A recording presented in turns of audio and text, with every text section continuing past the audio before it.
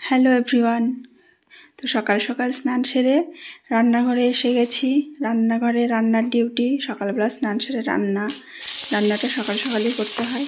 তো রান্না চাপিয়ে দিয়েছি, মাছ ভাজা করছি। আজকে রান্না করব শুধু আলুর তরকারি মাছ দিয়ে আর পটল ভাজা, বেশি কিছু রান্না করব না আজকে।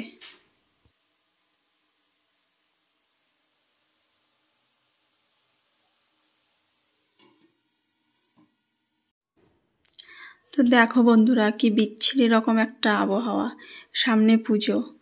এরকম হলে কি ভালো লাগে? গুড়ি গুড়ি বৃষ্টি পড়ছে, মনে হচ্ছে কুয়াশা, কিন্তু সব কিছু ভিজে যাচ্ছে আবার। তো তরকারিটা রান্না হয়ে গেছে, এবার আমি পটলটা ভাজা বসিয়েছি। আর পেঁয়াজ কুচি, কালো জিরে ফোড়ন দিয়ে করি, কুচি কুচি করে কেটে পটলটা। আর এই যে আলুর তরকারিটা হয়ে গেছে।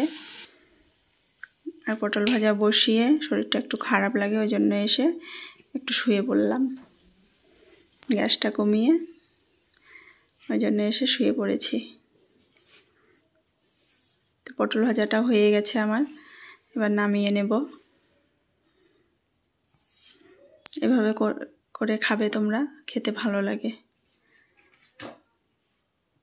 তো আজকে অতি সাধারণ রান্না, পটল ভাজা আর আলু দিয়ে মাছের ঝোল, ব্যাস।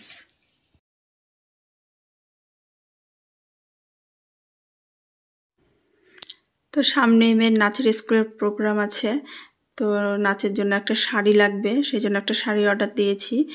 তো শাড়িটা চলে এসেছে, কিন্তু মনটা খারাপ হয়ে গেল শাড়িটা দেখে। শাড়িটা একটু ড্যামেজ আছে, একটুখানি জায়গা ফেসে ফেসে গেছে। তো সঙ্গে সঙ্গে রিটার্ন করলাম। তো 20 তারিখের প্রোগ্রাম, ভাবছি রিটার্ন করেছি, কবে নিয়ে যাবে কি হবে।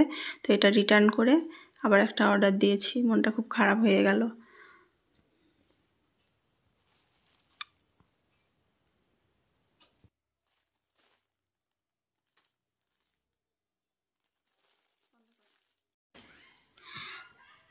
তো বন্ধুরা, এখন হচ্ছে সন্ধ্যাবেলা, আমি সোজা রান্না করে চলে এসেছি, রাতের খাবার তৈরি করব। তো আজকে রাতে করব হচ্ছে ডিমের ভুজিয়া আর রুটি। তো ডিমটা হলুদ লবণ দিয়ে গুলিয়ে রেখেছি, লঙ্কা পেঁয়াজ কেটে নিয়েছি, এদিকে আটাও মেখে রেখেছি। ডিমের ভুজিয়াটা আগে করে নেব, তারপরে রুটি করব।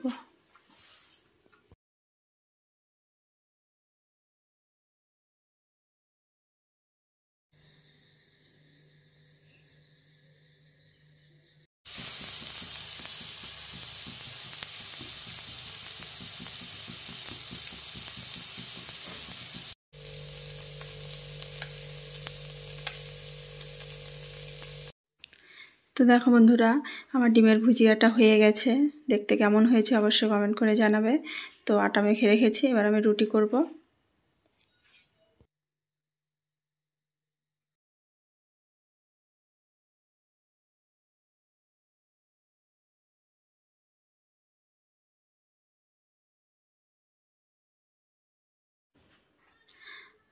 তো দেখো বন্ধুরা, আমি রুটি ভাজছি। রুটিটা ফুলবে একদম ফুটবলের মতো। রুটি যদি এরকমভাবে না ফোলে তাহলে আমার ভালো লাগে না। তো দেখো রুটিটা কি সুন্দর ফুললো। এরকম ফোলা ফোলা রুটি দেখতেও ভালো লাগে, খেতেও ভালো লাগে, নরম হয় ভালো।